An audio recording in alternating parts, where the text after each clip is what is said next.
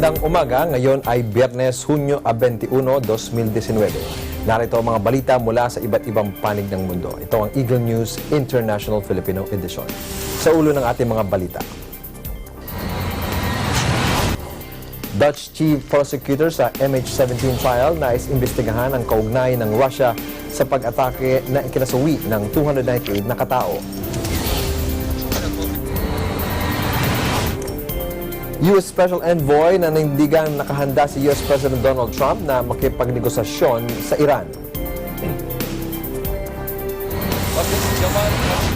Turkish President Recep Tayyip Erdogan tiniyak na magbabayad ng Saudi Arabia sa kaso ng pagpatay sa journalist na si Jamal Khashoggi. Start drawing a plan about others. Ako po si Ben Bernaldez, ang inyong magiging tagapagbalita. Sa detalye ng mga balita. Nais ng Dutch Chief Prosecutor ng international team na nag-imbestiga sa pagbagsak ng Malaysian Airlines Flight 17 noong 2014 na malaman ang posibleng kinalaman ng Russia sa pinaniniwalaang missile attack na ikinasawi ng 278 katao. Isang prominenteng Eastern Ukrainian separatist commander ang pinangalan ng suspect sa pag-atake. Kaugnay nito, nanawagan si Prosecutor Fred Westerbeek sa mga testigo na lumutang at magpakita ng ebidensya para sa kanilang isinasagawang investigasyon sa umunoy pagkakasangkot ng Russian Federation sa pag-atake. But they had the leading role in the eastern part of Ukraine, and what they did is they ordered for this Buktalar.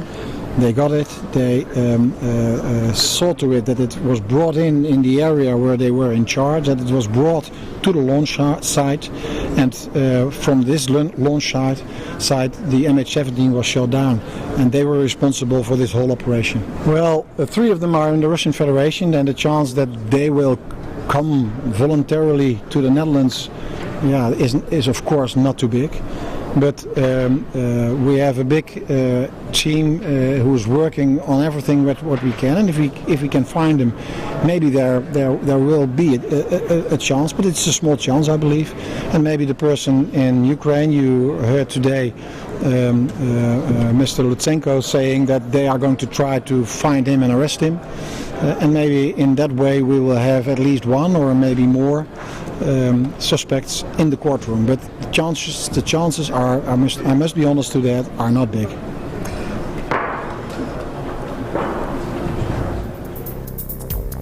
Ibinasura naman ni Malaysian Prime Minister Mahathir Mohamad ang implikasyon na may kinalaman ng Russia sa pagbagsak ng Malaysian Airlines Flight 17 sa Ukraine noong 2014. Sinabi ni Mahathir na duda siyang totoo ang findings ng isang international investigative team tungkol sa insidente at posibleng ibinatay lamang ito sa hearsay. Anya, hindi masaya ang Malaysia na naging political issue para akusahan ang Russia sa isinagawang investigasyon. As far as we are concerned, we want proof of guilt. We are very unhappy because from the very beginning it became a political issue on how to accuse Russia of the wrongdoing. Even before they examined, they already said Russia. Now they say they have proof. So it's very difficult for us to accept that. Naniniwala naman ang mga residenteng naninirahan malapit sa crash site ng Malaysia Flight MH17 sa Ukraine na sinasadyang pabagsakin ang eroplano at isa umano itong provokasyon. Una rito, sinabi ng mga investigador na posibleng inakala ng mga Ukrainian rebels na isang Ukrainian military plane ang Boeing 777 passenger jet ng Malaysia kaya ito pinabagsak. Samantala, muli namang pinabulaanan ng Russia na may kinalaman sila sa pag-atake. А потом, когда проехали пожарники, говорят, пассажирский, гражданский, малазийский, сразу отношение поменялось. А думали, что те, что бомбили, нас тут летали. Так а как он получается? И так все, шито-крыто, им предоставляют информацию за границу, а те отказываются, не признают, игнорируют все, отвертаются. Это было сделано специально, чтобы Да, конечно, повлияло. Я перенервничал теперь. Я думал, что на бабушкин двор упал. А там как раз сеструха с этими, с малыми. И тетя.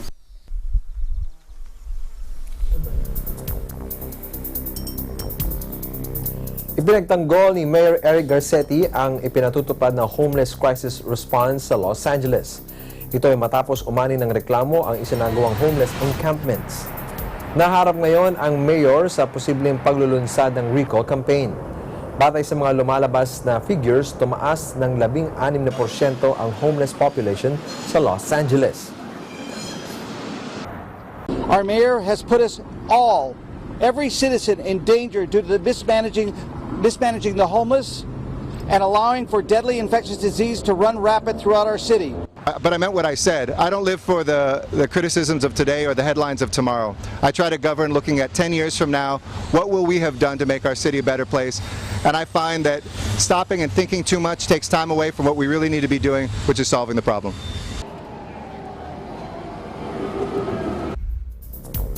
Ang iba pang mga balita sa pagbabalik ng Eagle News International Filipino Edition.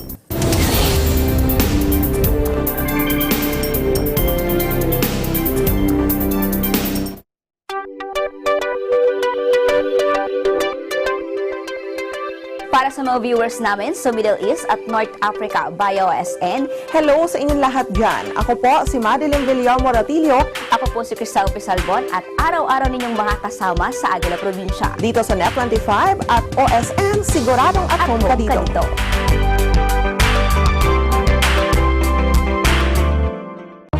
Mga isyong panlipunan.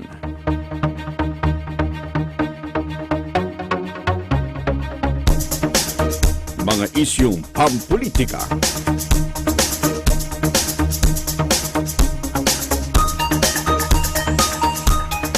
Tatalakayin, lilinawin, kasama ang mga batikang komentarista, Congressman Dante Marcoleta at Jen Sobartiaga sa Ganang Mamamayan.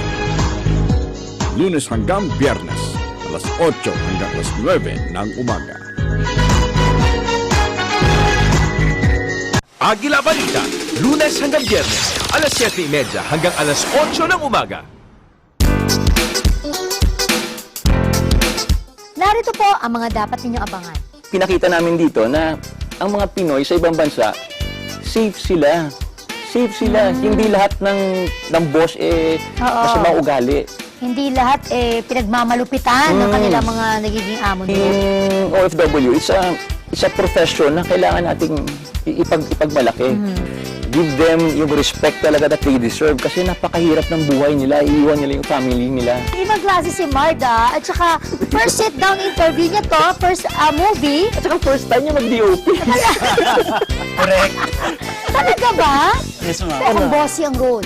So ikaw, pili mo, dapat Layon. Diba? Yan. I hope it's not the same as the other stories. I think this is something that people have to watch. Anong pagkakaiba nito doon sa mga naipalabas na natin mga OFW movies? To not just come home with a salary for their family, but also to build a legacy. We'll give you another inspiring, unforgettable bonding moments.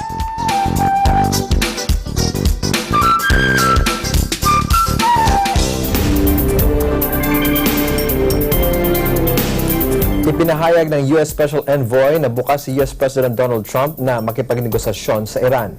Sinabi ni Special Envoy Brian Hook sa pagdinig ng House panel na hangad ng administrasyon na makamit ang kapayapaan at nakahandang maibalik sa normal ang sitwasyon, magkaroon lamang ng komprehensibong kasunduan sa Tehran. Una rito, nagpahayag ng pagkabahala ang ilang mambabatas na posibleng magresulta sa military confrontation ng US at Iran ang ginagawang pressure at troops build-up ng US. Magugunitang inaprobahan ng Pentagon ang deployment ng karagdagang 1,000 tropa sa rehiyon matapos ang nangyaring pag-atake sa 2 commercial tanker sa Gulf of Oman na isinisisi ng US sa Iran. President Trump and Secretary Pompeo have expressed very clearly our willingness to negotiate with Iran when the time is right. No one should be uncertain about our desire for peace or our readiness to normalize relations, should we reach a comprehensive deal. We have put the possibility of a much brighter future on the table for the Iranian people. The revenue that it otherwise would spend in... Nananawagan si Iraqi Prime Minister Adel Abdul Mahdi sa mga foreign troops at local militia na nag-ooperate sa kanilang bansa na iwasan nilang magkaroon ng konfrontasyon sa isa't isa at dapat silang kumilos sa ilalim ng pamatnubay at kontrol ng Iraqi Armed Forces. Sinabi ng opisyal na hindi dapat na maging dako ng konfrontasyon ang kanilang teritoryo ng nagbabangayang Estados Unidos at Iran. Anya, inatasan na niya ang Iraqi military na tugisin ang mga lalabag at ipatupad ang mga kinakailangang legal measures para pigilan ang anumang pag-atake. Ang mga lalabag anya ay kanilang pananagutin. Ang US ay mayroong mahigit 5,000 tropa na nakadeploy sa Iraq, habang ang Iran naman ay mayroong mga local militias bilang mga mobilization forces.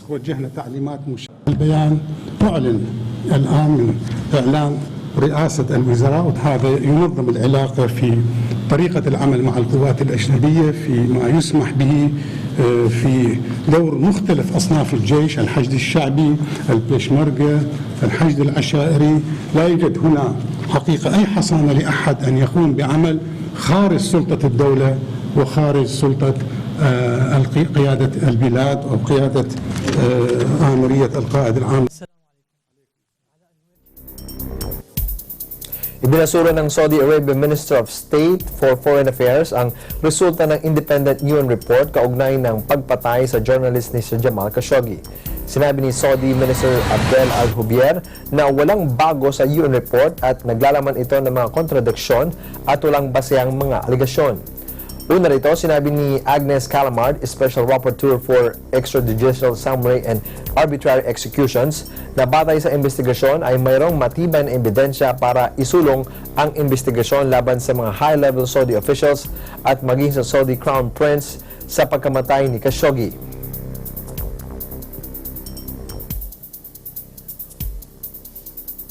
Tiniyak ni Turkish President Recep Tayyip Erdogan na magbabayad ang Saudi Arabia sa kaso ng pagpatay sa journalist na si Jamal Khashoggi kasunod ng inilabas na report ng United Nations ukol sa kaso. Batay sa independent UN report, mayroon umanong credible evidence para isagawa ang investigasyon sa posibleng pagkakasangkot ng Saudi Crown Prince na si Mohammed bin Salman sa pagkamatay ni Khashoggi. Magugunitang napatay si Khashoggi sa loob mismo ng Saudi Consulate sa Istanbul noong Oktubre 2. Bakın Cemal Kaşıkçı olayıyla ilgili şu anda Birleşmiş Milletler raporunu açıklıyor. Ve raporda Suudilerin bu işte kesinlikle suçlarının olduğunu, bu işte kesinlikle bilgilerinin olduğunu şimdi Birleşmiş Milletler açıklıyor. Ve Türkiye'ye karşı takındıkları tavırın yanlış olduğunu da söylüyorlar. Şimdi bunlar bu işin bedelini ödeyecekler. Hesabını verecekler. Ve şunu da açık söyleyeyim. Muhammed Mürsi'nin ölümü normal bir ölüm değildir. Muhammed Mürsi'nin ölümü... Dalawang Pilipino ang namatay habang 3 iba pa ang nasugatan sa nangyaring train at car accident sa New Zealand.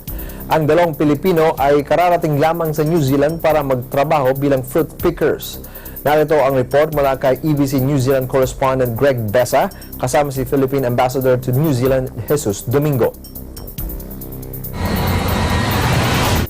Though a bit late in the evening right now here in New Zealand, I am with Philippine Ambassador Jesus Domingo, who is constantly monitoring the development of the serious train crash in Bay of Plenty this morning involving 5 Filipinos, 2 of whom died on the scene. Mr. Ambassador, good evening. Good evening, Greg. What has the embassy done so far right now related to the fatal train crash involving these 5 Filipinos? Well, this morning, the New Zealand police, as well as New Zealand media, had contacted us, informing us of the tragedy. And what we've learned so far is that this occurred at 8:15 in the morning. There were 5 Filipinos riding in a car. They were crossing a train crossing where they were hit by the train. 2 of the Filipinos in the car had died instantly. The other 3 were injured and airlifted to a nearby hospital. And 2 are in serious but stable condition, and 1 is okay. So we liaised with the police, with their agency employer, and now we're in the process of contacting their family, their next of kin. And we have to do that before we can release the names. So the next step is to see, we will need to see what the employer can provide with respect to the medical treatment. We have to see the conditions of their contract. Are they long-term workers or short-term workers? Then there'll be the question of their repatriation back to the Philippines. So this will be settled hopefully by the employers. If there are any gaps, then the government can step in and assist. Thank you, Mr. Ambassador.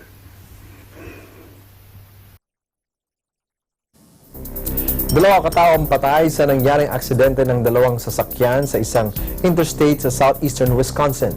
Parehong sumabog at nasunog ang 2 sasakyan na sangkot sa aksidente. Nangyari ito malapit sa Mount Pleasant na sa 24 na milya sa timugan ng Milwaukee. Sa isang cellphone video, makikita ang isang nasusunog na trailer na nakabitin sa gilid ng interstate. Patuloy pa ang investigasyon sa aksidente.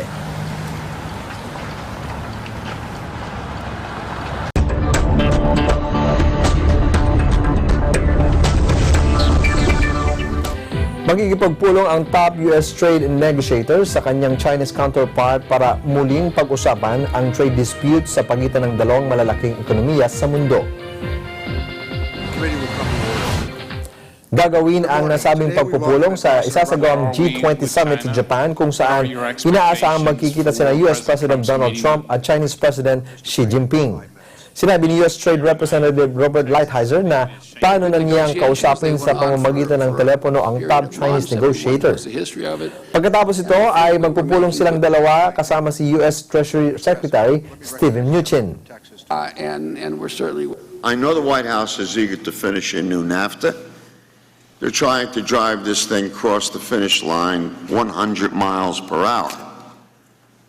But they were last summer, by the way, too. But the real deal and the right deal for America needs to come under the speed limit. If Congress can't look at over every inch, we're not giving the green light.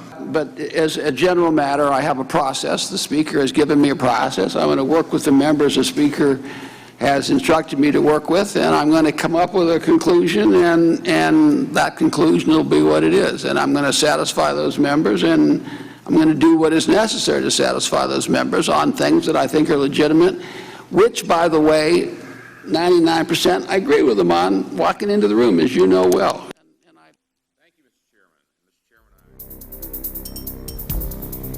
Nakipagpulong si Chinese Premier Li Keqiang sa 19 na CEOs ng large multinational companies na isinagawa sa Great Hall of People sa Beijing.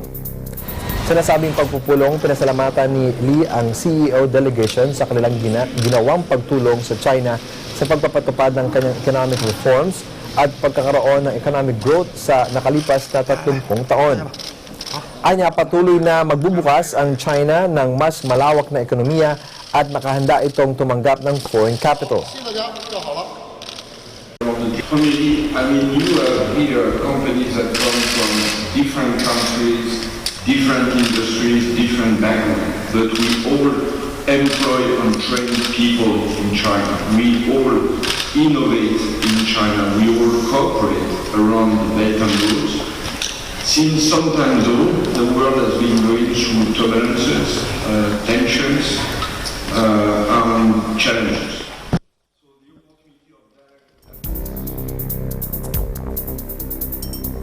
At yung kabuuan ng mga balita mula sa iba't ibang bansa. Ito ang Eagle News International Filipino Edition. Sa pangalan ng mga bubuo sa Eagle News Service, ako po si Ben Bernaldez and I am 125. Susunod na ang Agilang Balita.